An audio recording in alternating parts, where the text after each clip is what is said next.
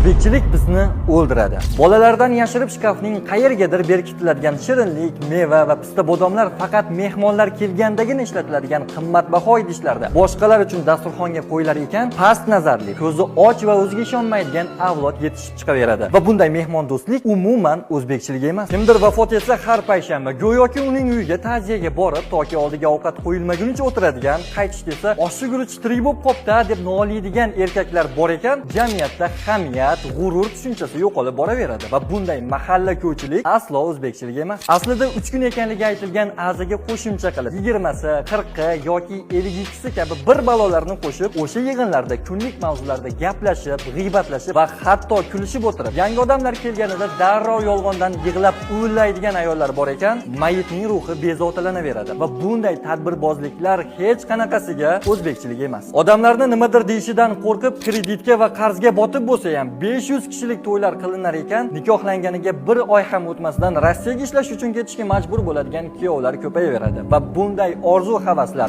garchi sizga yoqsa ham umuman o'zbekchilik emas.